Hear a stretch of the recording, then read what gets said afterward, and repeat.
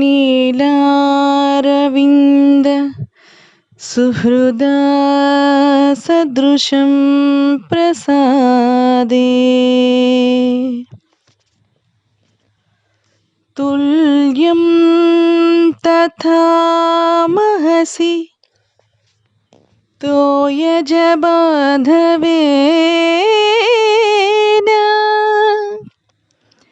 भ्रान्यां स्थितौ तु पितरं वटमूलवासम्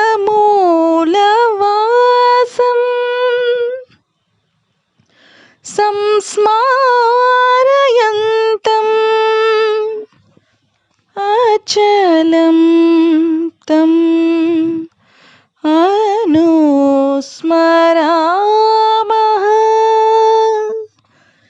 अचलं तम् अनुस्मरामः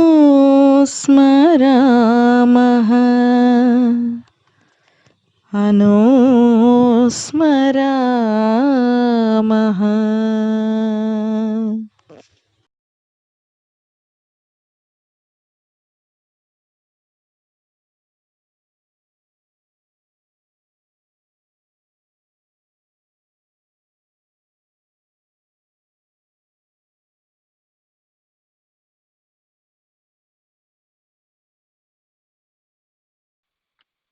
Namaskaram to all the Satsangis today. Yes, as our mentor rightly said, today is a very, very special occasion where we are marking Go Lakshmi Day, which is 18th June and happens to be tomorrow. So this day at our Satsang, it fills me with immense joy and gratitude to be walking back in time to the great Bhakhthin, Cow Lakshmi's life. And I need to share this. While going over the Charitram of Go Lakshmi, after our mentor Sri Ramanashramam garu asked me to offer the Pravachanam today, it left me thinking how I wish I had been around then to behold this divine phenomenon of supreme devotion between two supreme beings. So on that note, I thought, why not we all travel back in time to 1926 up until 1948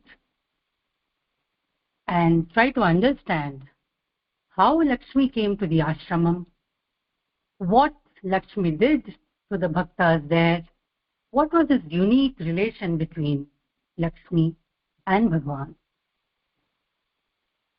Lakshmi, who came to be called so much later, was born in 1926 at the home of Arunachalam Pillai of Gudiyattam near Vellore. It's very interesting to note, this man, Pillai, had a dream in which he was asked to gift the next calf to be born at his home to Ramana Maharshi. So what Pillai does?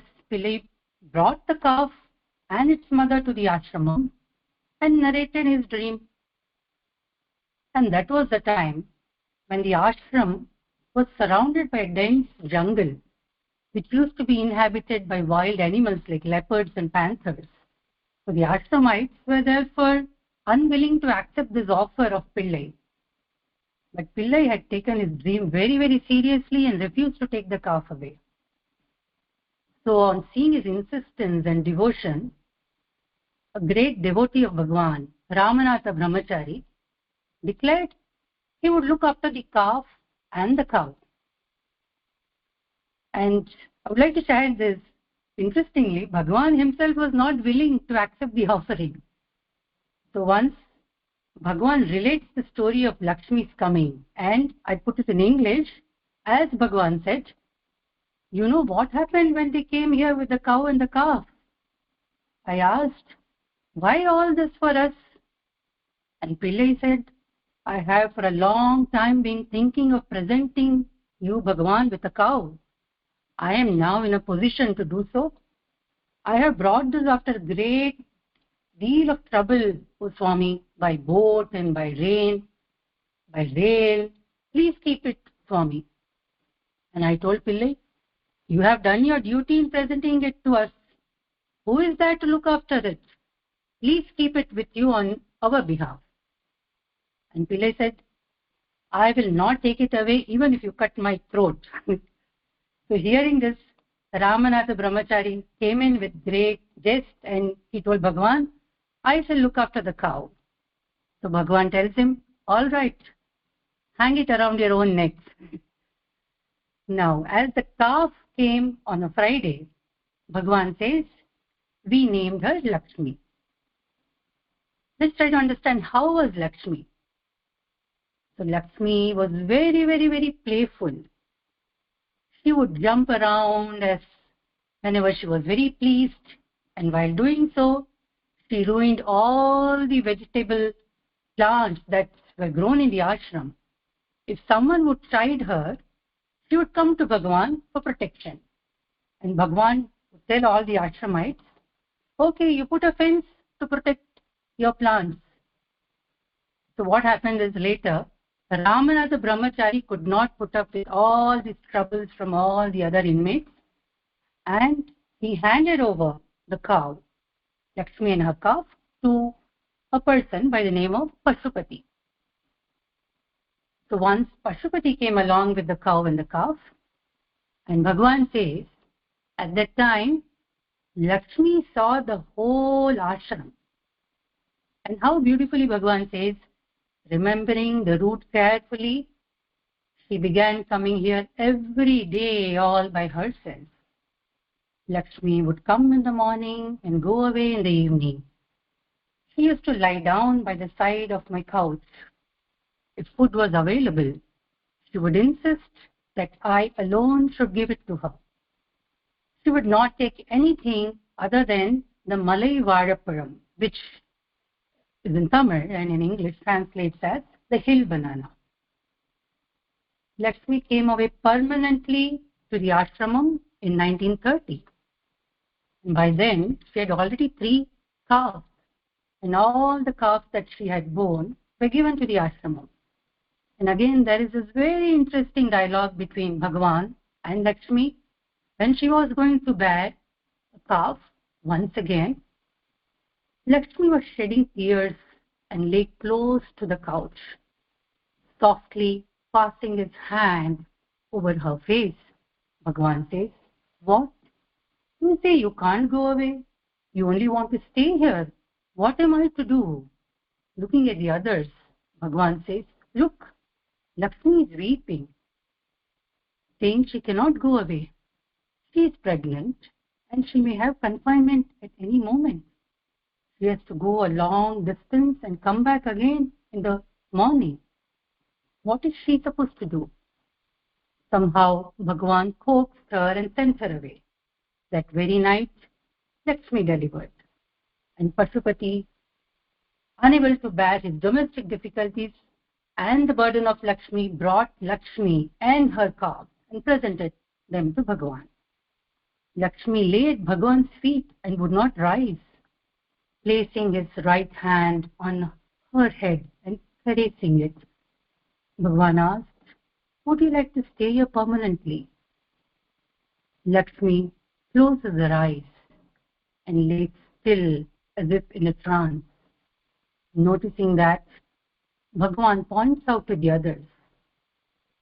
It seems and it appears as though her responsibility for her calves is over.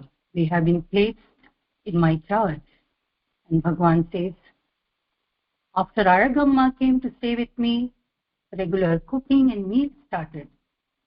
And after Lakshmi came, cattle rearing and dairying got established at the ashramam. Subsequently, for 3 to 4 years, Lakshmi was presenting the ashram with a calf every year on Bhagavan's Jayanti day. And altogether, she bore nearly 9 calves. How many generations of devotees had partaken of her milk, curd and butter? it was because of Lakshmi that prosperity was brought in. And thousands of bhaktas from all over the world came to Ramanashramam to find their home in Arunachala. She lived for 20 years after she came permanently to the ashram, serving her master, who treated her like his own mother. Come 18 June 1948, the final day of Lakshmi on this earth. Here, I would like to quote from Sri Nagama's classic, Letters from Ramanasramam. Sri Nagama writes, and I quote, "To that queen, as for his own mother, Bhagavan, on Friday 18th June 1948, gave Videhamukti. That morning, when I went to the ashramam, I was told that Lakshmi was seriously ill and would not survive the day. I went straight to the cowshed without even seeing Bhagavan. The room built for the calf was vacated, cleaned, and Lakshmi was given a bed of straw to lie down on. As it was a Friday, she was as usual decorated with turmeric paste. She had a vermilion mark on her forehead and a garland of flowers around the neck and horns. Venkataratnam, Bhagavan's attendant, was sitting by her side, fanning her. Lakshmi was lying down with a majestic look, spreading luster all around. She reminded me of Kamadhenu going to Kailash to do Abhishekam with milk for Lord Shiva." And Sri Nagama writes, "When I went to Bhagavan after seeing Lakshmi, I prostrated before him and got up. Bhagavan gave me a divine look.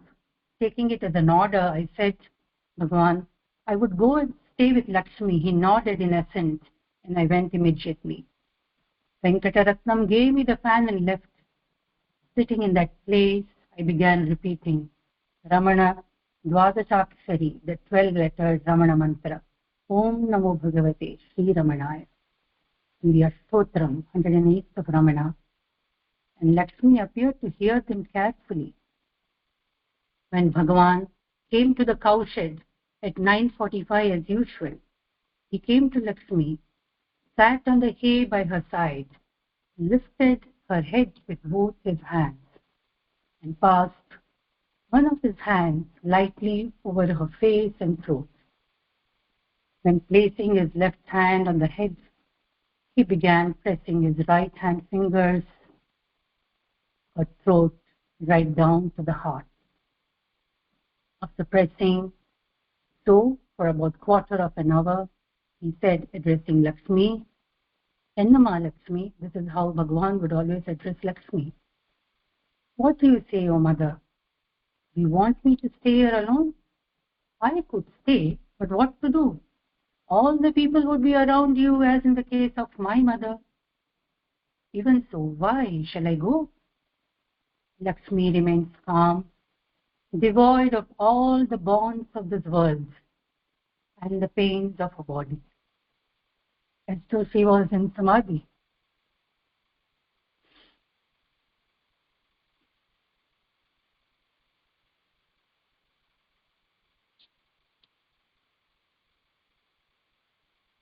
Bhagavan sat there,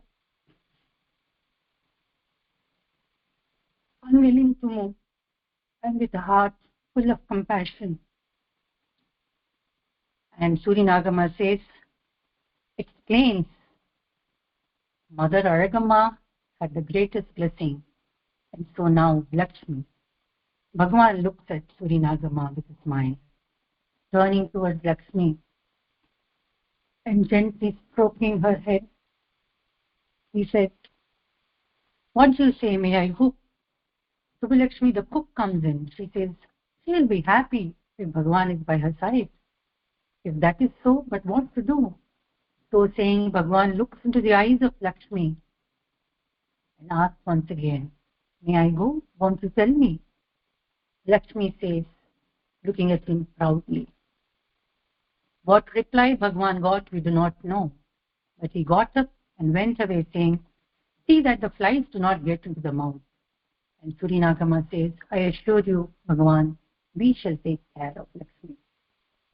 Here again, I would like to quote yet another great devotee, G.V. Subramanya, who also happens to be our mentor, Lavanya Rao Garu's mentor. G.V. Subramanya writes, after breakfast itself that morning, Bhagavan had gone to the cow shed and saw Lakshmi lying prostrate and breathing hard. Bhagavan sat beside her, took her head into his arms, and gently stroked her neck. He fixed his gracious gaze on her eyes. At once, Lakshmi's breathing became steady and harmonious. As her eyes met, tears trickled from both. Those of us who stood by could not contain our emotions. Nearly half an hour passed. This was indeed a sight for the gods. At last, Bhagavan addressed her in the tenderest voice, saying, Amma, what do you want? I must now go to the hall, as the people there will be asking for me. But wherever I may be, I will never leave you. I will always be with you. You are all right. Surinagama continues, with the divine touch of Bhagavan, the outer breath of Lakshmi began subsiding, and the moment the body began to decrease. As the doctor came at 10:30 and gave an injection, Lakshmi remained unaffected. Doctor turned her over into the posture of Nandi, put some medicine on the boils and went away, instructing us to keep some support for the head. It was by 11:30. Then Venkatratnam came. After having his meal, he asked me to hold up the head, saying he would bring some more hay. The tongue touched me and it was icy cold. The life of Lakshmi had reached the feet of Sri Ramana and was absorbed in him. 10 minutes later, Bhagavan came into the shed, saying, is it all over? And squatted by her side. He took her face in both his arms, as though she were a little child, lifting with, oh Lakshmi, Lakshmi. Because of her, our family has grown to this extent. And Bhagavan also said, when all were praising Lakshmi, I suppose the doctor has not troubled her much at the heat. How did her life cease? Bhagavan was told everything, and Bhagavan said, Ramakrishnan has been saying for the last 10 days that a good samadhi must be built for Lakshmi. Lakshmi was buried with all religious observances as befitting a jnani and with ceremonial splendor. The Sarvadhikari brought the body of Lakshmi in a wooden cart. Bhagavan came and sat on a chair.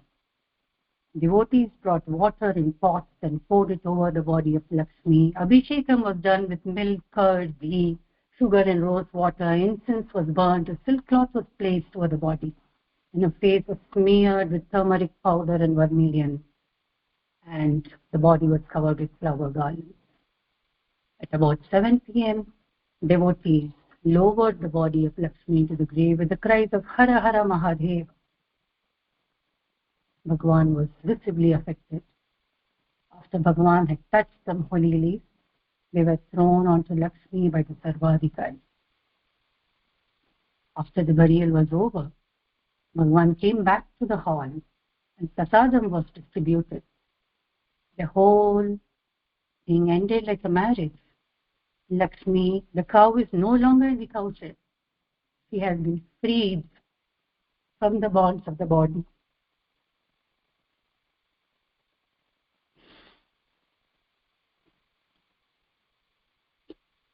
And has now merged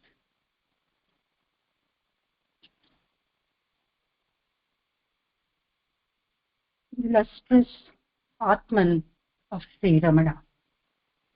Bhagavan wrote an epitaph in Tamil for Lakshmi, which is now engraved on a plaque on a samadhi, which was translated by Bhagavan into Malayalam and Telugu. The English translation of the epitaph reads, on Friday, the 5th of Ani, in the bright fortnight in Shukla Paksham on Dvadashi in Vishakha Nakshatra, in Saravdhari year, that is 18648, the Cow Lakshmi attained Mukti. When devotees asked Bhagavan, whether what he had written in the epitaph that Lakshmi had attained Mukti was true, or whether it was just a formal word. Bhagavan replied, yes, it was true that Lakshmi attained Mukti. A devotee yet again asked Bhagavan, Bhagavan, you remained with Mother Aragama for 10 hours until her end and helped her attain Moksha. Why did you not stay with Lakshmi until her last moment? Bhagavan says, Amma had a lot of Vasanas left to be destroyed. So I had to be with her till the end. Lakshmi had no Vasanas left. Therefore, I could come away. I would like to conclude this Pravachanam, or should I say, the life of the great Bhakhthin, Go Lakshmi, with this beautiful poem by the great poet Harindranath Chattopadhyay, which he composed soon after Lakshmi attained Bhagavan's feet. The poet says, before the golden sage who reigneth still at the white foot of the celestial hill, Arunachala, Lord of beacon light, I bow in reverence and then rise to write. This song about the cow who ere she died was by his touch of mercy deified and set among the immortals who continue to breathe as light within me and within you. It is of her I sing who is no more, Lakshmi, the master sacred cow, who bore the beauty of a goddess. She who was experience carven out of luminous paws and molded into creature line and curve. Lakshmi, the mother cow, was born to serve sage Ramana. May we evermore learn from sweet Lakshmi to salute thy light, to bend in self-surrender and adore thy presence reigning on the starry height, piercing the darks of sightless human sight. Give us the grace like her to see beyond thy human form, thy majesty. Enveloping the universe like her, make each of us a true interpreter of spirit radiance until we who seek grow one and indivisible with thy peak. Om Namo Bhagavate Sri Ramanashramam.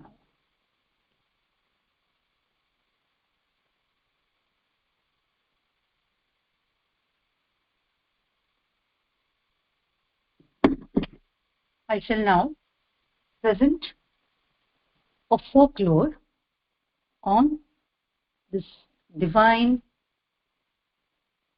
Bhakta of Ramana, Go Lakshmi.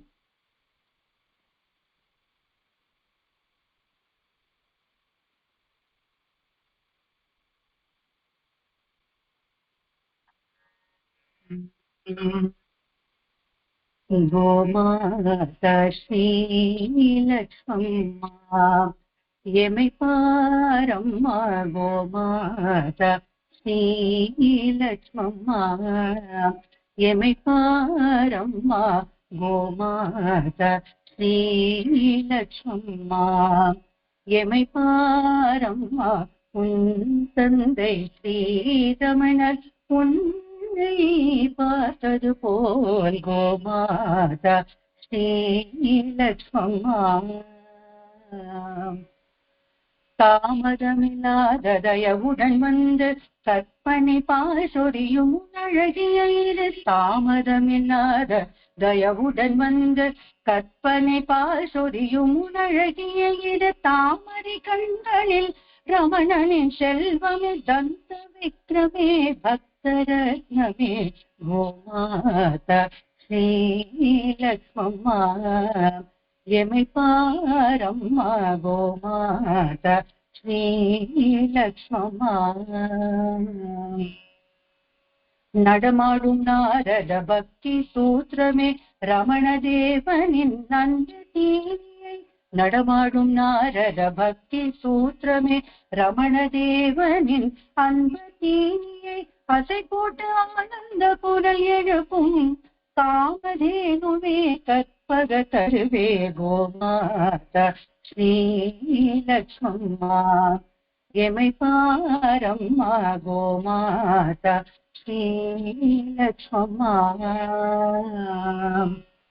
பக்தர்கள் கூட்டத்தின் தலைவியை வாராய் சித்தர்கள் வியக்கும் சித்திகள் காட்ட. பக்தர்கள் கூட்டத்தின் தலைவியை வாராய் சித்தர்கள் வியக்கும் சித்திகள் காட்ட. முக்தியின் சான்றாக வேண்பவம் பெற்றாய் உத்தம பக்தையோதோடி வாராய் கோமாதா ஸ்ரீ லக்ஷ்மம்மா.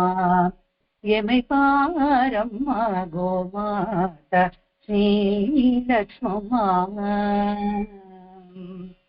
நாதனை காணா ஓடோடி வந்தாய் ஜெயந்தி தினம் பார்த்து கன்றுகள் ஈன்றாய். நாதனை காணா ஓடோடி வந்தாய் ஜெயந்தி தினம் பார்த்து கன்றுகள் ஈன்றாய். தந்தையின் கரங்களில் முக்தியும் பெற்றாய் பக்தியின் லட்சணம் புகட்டு வருவாய் கோமாதா ஸ்ரீ லக்ஷ்மம்மா. எமை பாரம்மா உன் தந்தை ஸ்ரீ ரமணர் உன்னை பார்த்தது போல் கோமாதா ஸ்ரீ லக்ஷ்மம்மா. எமை பாரம்மா உன் தந்தை ஸ்ரீ ரமணர் உன்னை பார்த்தது போல் கோமாதா ஸ்ரீ லக்ஷ்மம்மா. கோமாதா ஸ்ரீ லக்ஷ்மம்மா. கோமாதா ஸ்ரீ லக்ஷ்மம்மா.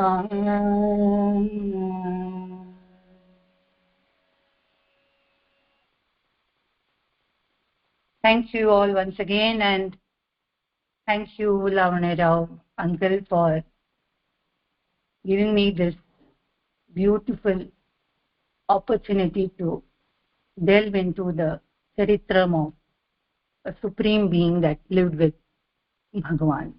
Thank you all.